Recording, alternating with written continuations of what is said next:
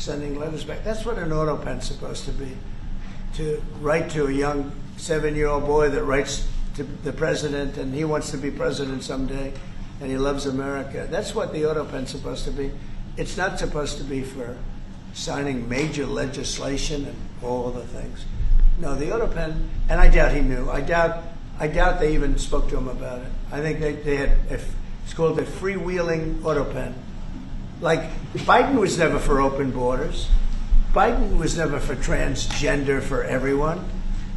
So I don't think I think the radical left people that took over the White House, and if I didn't win, our country was finished. Boy, oh boy, oh boy, oh boy, oh boy. So we got to talk about a DC cover-up that the mainstream liberal media, they are conveniently ignoring, involving the Biden administration that clearly covered up the fact that Joe Biden was mentally declining and that he was not running the White House or the country, right? He was basically an empty suit in office as president of the United States. He wasn't making the final decisions. He had no clue what he was signing off on, and this is why he abused the use of the autopen, because he didn't know what he was doing, and he just let his staffers basically make decisions for him, right? So again, you had a bunch of liberal lunatics, partisan hacks running the country, right? Not Joe Biden. And now it's coming out because even under oath, these individuals are being required to testify, and they're basically saying, yeah, they were using the autopen, even though they didn't really know if Biden had actually signed off on the final use of the pen, but they use it anyways. So a major development in the alleged cover-up of Biden's decline, one of Biden's top aides admitted she was authorized to use the autopen signatures without knowing who in the president's inner circle was giving her final clearance.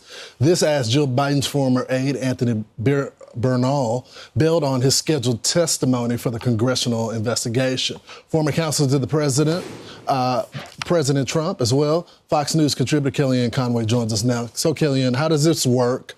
Who gives the order for the signature? It's normally the president, but it doesn't look like that happened. This is an important story for the American public because the role of staff secretary, which was occupied by Neera Tanden in the Biden White House, that person controls the paper flow in and out of the Oval Office. So often, Lawrence, when you see President Trump sitting behind the Resolute desk in his second term, you see his staff secretary, Will Scharf, handing him the executive orders and explaining to him and us, since the cameras are on, what the purpose of that executive order is. For Neera Tanden to testify under oath yesterday that she, quote, had very little interaction with the President of the United States, with the Commander-in-Chief, Joe Biden, is just remarkable. And it is derelict of duty because we always say the chief of staff is the people flow, but the staff secretary is the paper flow.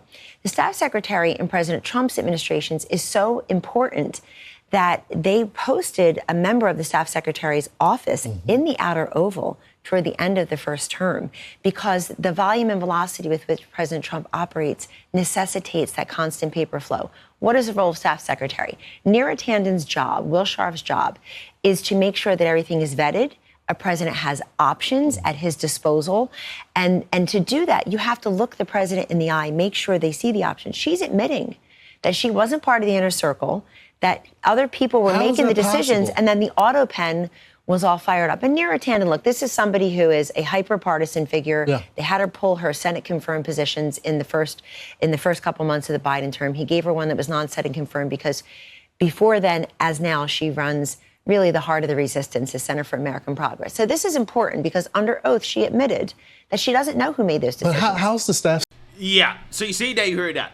Okay, so you had Biden staffers making decisions about the autopen without Biden knowing, right? Without knowing if Biden actually signed off on it, right? Sounds to me like Biden wasn't running anything, right? Sounds to me like other people were basically making decisions on behalf of the president, and they knew that he was so mentally incapable of understanding what was going on that it was totally fine, right?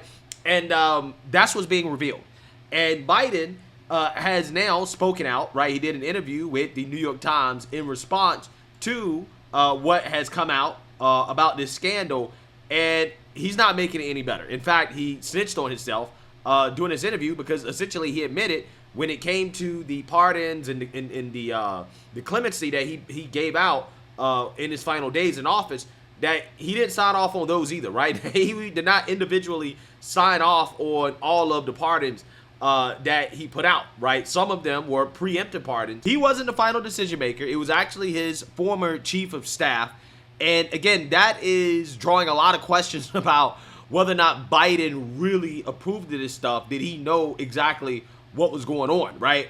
So without further ado, let's go ahead and read about it, and then we're going to watch a news report on this interview that Biden did that I think backfired. It definitely did not help him because the whole point of the interview was for him to try to clear his name, but it just made him look more guilty, in my opinion. So let's get into it. Former President Joe Biden's chief of staff issued final approval for multiple high-profile preemptive pardons during Biden's final days in office, according to a new report. Biden's alleged use of the autopen has become a sticking point for months, as President Donald Trump has said thousands of pardons Biden signed were void and claimed that the former president did not know what documents he was signing through the automated device. Biden issued a series of preemptive pardons on his final day to officials, including former chief medical advisor to the president, Anthony Fauci, and former chairman of the Joint Chiefs of Staff, General Mark Milley, in an attempt to safeguard them from retribution from Trump. Yeah, so I think, again, the idea of a preemptive pardon is kind of ridiculous in the first place, right? It should be void just based on the fact that you shouldn't be able to preemptively pardon people, okay? But, you know, this is what Biden did, and apparently he didn't even sign off on that, which, again, it's insane to think about. In an article intended to be his defense for the autopen issue, it emerged that although Biden reportedly made the decision in a meeting, Biden's chief of staff, Jeff Zients, is the one who gave final approval for the use of the autopen, at least in the case of Fauci and Milley, the New York Times reported. Yeah, so basically, Biden allegedly made the decision during a meeting. Now, did he actually make the decision? No, right? AKA his staffers made the decision for him. They told him, hey, Biden, you're going to be okay with these preemptive pardons, right? This is what you're going to do, okay? And Biden said, okay, right? And then you had his chief of staff. He gave the final approval for use of the autopen, which meant that, to me, in my opinion, he could have said no if he wanted to, right? So he signed off on the final approval. He could have said, nah, I don't approve of this, despite Joe Biden reportedly making a decision, right? So, again, that's the problem here, okay? That's the issue. Joe Biden's not giving the final approval on this stuff. It seems as if the decisions are actually coming down to his staffers. On Biden's final day as president, January 19th, Biden had a meeting with his aides until nearly 10 p.m. to talk about various preemptive pardons. The Times reports emails obtained by the Times show that an aide sent a summary draft of the decisions formalized during that meeting to Zients' assistant at 10:03 p.m.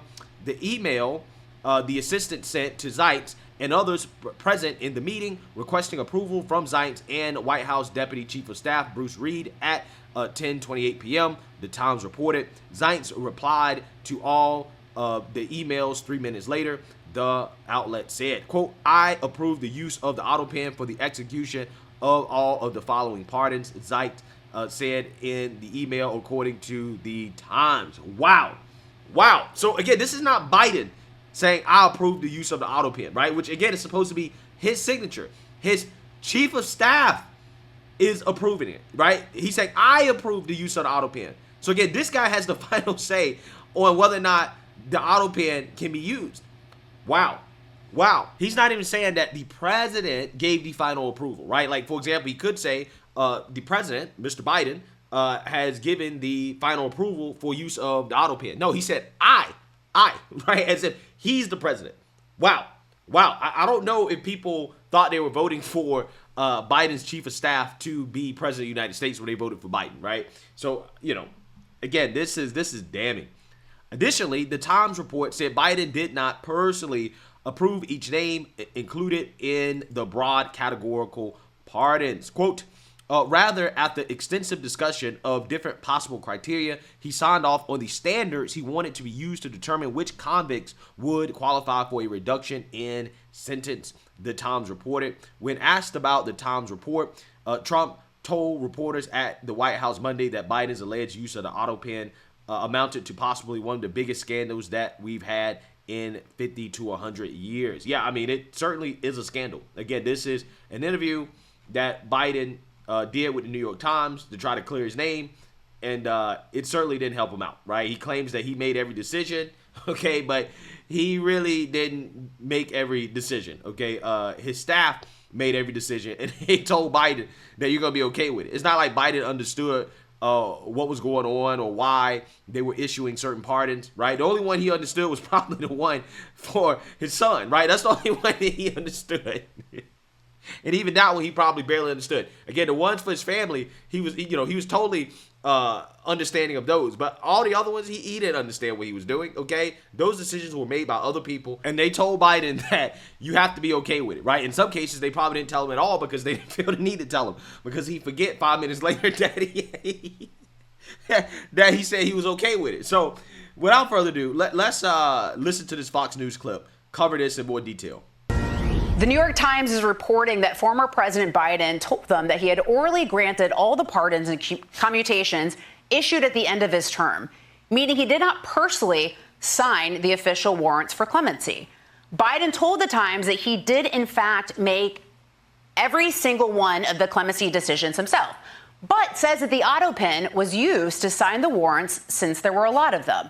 Now, according to the Times, Biden called Trump and Republicans liars for saying he was incapacitated and his aides used the autopen without his authorization. Alicia, I see you're shaking your head. Your response to this? Well, I have so many responses to this because we're supposed to believe this at this point. It's really hard to swallow that statement there, that he said that he made the decision on, quote, every single one, when we know from so much reporting that there was a limit to his time where people had access to him. So there were decisions that were made, quote unquote, after hours. We know that for a fact. And so to say that it was every single one, I'm going to have to see the receipts on this one because, and this is the question before Congress right now. They're trying to figure it out. That's why we have a line of aides and staffers coming up to testify. Who knows what we'll find out, but it's an interesting statement. David can barely sit in his chair. You guys aren't seeing this at home. He is literally dying to get in here, David. You're both on to something American people need to pay attention. Time, math. How many commutations and pardons in one day, and how many hours would it take for him to do this individually? It strains incredulity. Remember Hillary Clinton said willing suspension of disbelief? Just do the math on what it would take for him to do that individually when he couldn't cognitively get through more than a few hours a day of work. They had a hard time on this now. Helping this dude debate prep. Right? They had a hard time helping him understand what he was talking about, right? When it comes to his own administration. So, it's hard for me to believe that he set out and he approved each and every last one of these pardons. I don't think that he did it all. In fact, we know for a fact he didn't do it because his chief of staff signed off on it, right?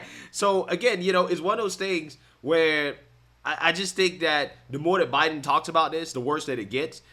This is a real scandal. This is a real cover-up that happened, okay? And we should definitely be paying more attention to this because this is an actual real cover-up. Now, I mean, isn't this just adding fuel to the fire? Exactly what was going through my mind, Lisa, because these individuals, look, Ron Klain, others are expected to go up and be deposed on Capitol Hill. And, he is not doing them any favors. I mean, look, we watched the former president fight with the short stairs on airplanes, stages at, across the country, fighting with teleprompters. It was all very evident in front of us. And now he's choosing to fight with the autopen because he doesn't like it. But notice something he said there. Yeah. His exact words matter. It's very lawyer-like and Clinton-like. I orally did this. This is why, watch very carefully, because I've seen this play from the Clintons, from others. They come out and they make a very clear lawyer but somewhat ambiguous statement that you really can't challenge and prove. Orally is a key word. By the way, as the journalist in me, so it's worth noting that the interview, we're told, from the New York Times was only about 10 minutes. Mm-hmm. Didn't want to expose himself too long because, surely the New York Times is wanting to know, too, like, okay, if we sit with him for 30 minutes, 40 minutes, will this become confusing for him? Will he exhibit some of that mental acuity decline?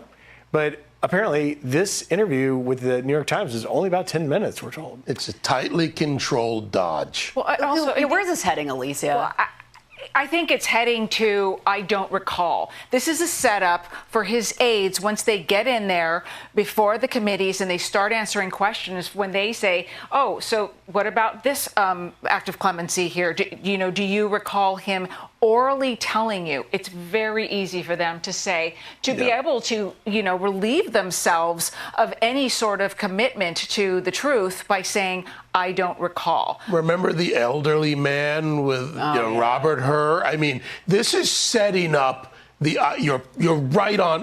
I'm going to put that money on in Vegas that you're right. This is setting up the I don't recall, the ambiguous statements, and what do you have to prove? Although that made me so mad because he took the classified documents when he was a vice president, or when he was a United States senator, and then when he was a vice president, when he was completely with it. So that really frustrated me from the special counsel, Robert Hur.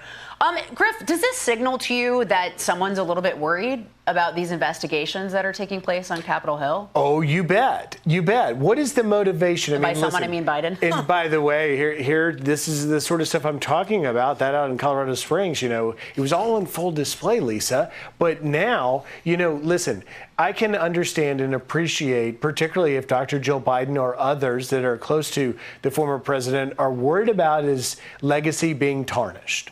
But at the same time, there is no motivation to speak directly to the New York Times about this matter when your former aides are going up under oath on Capitol Hill. And so I think I think Alicia is onto something. I think there's some sort of calculation here that tie the two together, but I don't think it's going to work out to at least the former president's end of maybe trying to convince people something other than what we all saw with our eyes. But they already... Yeah, I agree with that. It definitely was not good, right? Because ultimately, him saying, well, I approved of all of them orally, what does that actually really mean, right? I think what that means is that Biden said, hey, do what you want to do. And he didn't really need to know the details, right? That may be kind of the out here. Well, I just categorically told him that you could just, pardon all these people. And I agree that this is the criteria and the standards. And you can make the decisions, right? But is that how this is supposed to work, right? Is that how this is supposed to work? You would think that, Biden would sit down and review every last one of them, or at least, be told that, hey, this is what you're doing. This is what you're signing off on before you sign it. But clearly that's not what happened, because we know that his former chief of staff actually was the one that gave the final approval for use of the autopen, not Biden, right? So we kind of know that wasn't the case. And yeah, this is a huge scandal. Biden was not running the country, right? His liberal staffers were running the country. They were making decisions on his behalf, right? Biden was not the one making decisions. And it is, again, very fascinating that this is not going away. It's not going to go away. I think that this is something that Democrats are going to deal with during the primaries. They can try to sweep it under the rug. They can try to talk about other stuff all they want to. But this is an actual cover-up with real evidence behind it. And that's why it's not going to go away. So let me know what you guys think. Make sure you like, comment, and subscribe. Most importantly, share a Black conservative perspective. Peace.